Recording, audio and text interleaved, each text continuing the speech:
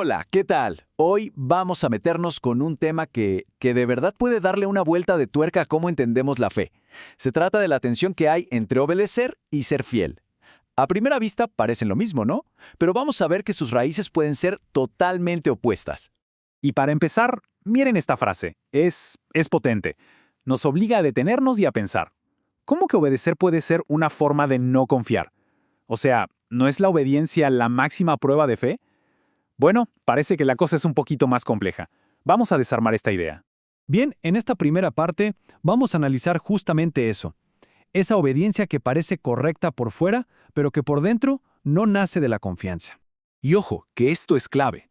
El material que analizamos deja muy claro que la obediencia no es el problema, para nada. Jesús fue obediente, los apóstoles hablaron de obediencia. El punto no es el acto, sino la pregunta, ¿de dónde viene?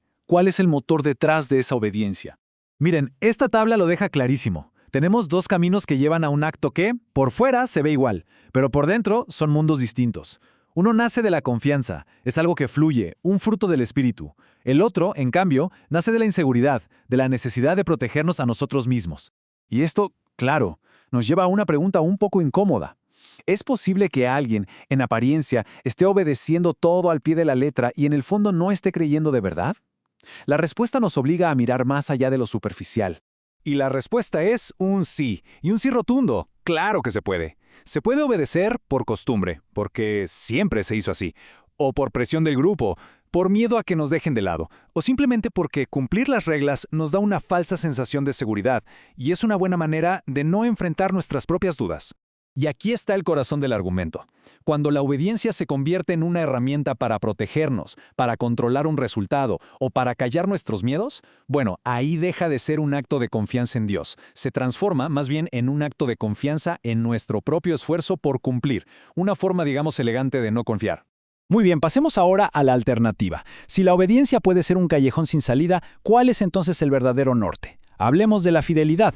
La fidelidad es otra cosa. No se trata de una lista de quehaceres espirituales. Es el resultado natural, orgánico, de una relación que se basa en el amor, en la confianza. La fidelidad no le responde a una norma, le responde a una persona. Esta comparación lo resume todo. Miren, se puede obedecer sin una pizca de amor, por puro miedo a un castigo, por ejemplo. Pero es imposible ser fiel sin amor. La fidelidad nace de un compromiso profundo con una relación, no del miedo a las consecuencias de romper una regla. Y aquí el análisis nos da una pista tremenda. Pensemos en esto. La Biblia describe a Dios como fiel, una y otra vez, pero nunca, jamás, lo describe como obediente. Esto nos dice algo importantísimo sobre cuál es el ideal más alto. ¿Qué significa esto? Que Dios no obedece una ley que está por encima de Él. La ley es una expresión de quién es Él, de su carácter. Por eso, el llamado para nosotros no es tanto obedecer una lista de reglas externas, sino a ser transformados para parecernos a Él, para ser fieles.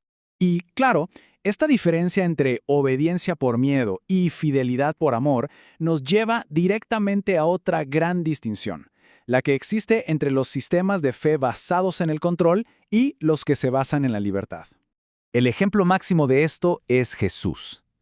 Él nunca, pero nunca, usó la manipulación, ni la presión, ni el miedo para que la gente se quedara con él. Su método era la invitación, la revelación, jamás la coerción. Y esta pregunta es, la prueba definitiva.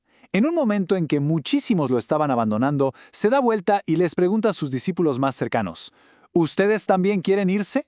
No los amenaza, no suaviza el mensaje. Les da libertad total. Él prefería tener un puñado de seguidores libres a tener multitudes obedientes por miedo. Entonces, cuando una comunidad necesita usar herramientas como la presión constante, la vigilancia espiritual, las amenazas con doble sentido o un sistema de premios y castigos, según este análisis, es una señal de alerta. El control se vuelve necesario cuando la vida de fe genuina se ha apagado. Este es el principio que lo resume todo. Un ambiente de fe auténtica siempre se va a caracterizar por la libertad. Y la obediencia que nace de esa libertad no es una carga pesada, es una respuesta de amor. Y con esto llegamos a la última parte, que básicamente le da la vuelta a la lógica que solemos aplicar en nuestra vida de fe. El caso de Saulo de Tarso es el ejemplo perfecto. Saulo era impecable, obedecía la ley a rajatabla, pero su obediencia venía del celo, del control, no de la fe. Y entonces tiene ese encuentro con Cristo, que lo cambia todo. Ahí nace Pablo, y su vida ya no se basa en el esfuerzo por obedecer, sino en la realidad de la fe que vive en él. Entonces, el punto central es este. A menudo invertimos el orden. Pensamos que tenemos que obedecer para algún día llegar a creer, pero el orden del reino es al revés. Primero creemos, y como un resultado natural de esa confianza, somos fieles. Si ponemos la obediencia primero, se convierte en un sustituto de la fe. Cuando la fe está en el lugar que le corresponde, todo cambia. La obediencia, o mejor dicho, la fidelidad, deja de ser esa lucha agotadora, esa carga pesadísima, y se convierte en el fruto espontáneo de una vida transformada que ha aprendido a confiar. Y para que quede súper claro, este análisis no es para nada una invitación a la rebeldía o a la desobediencia. Todo lo contrario, es un llamado a soltar esa obediencia que se convirtió en un refugio para nuestro miedo, y a volver a abrazar una fe viva, una fe que se atreve a confiar de verdad. Y cerramos con la pregunta que lo resume todo. Una pregunta sencilla pero increíblemente profunda para reflexionar. ¿Desde dónde estamos viviendo nuestra fe?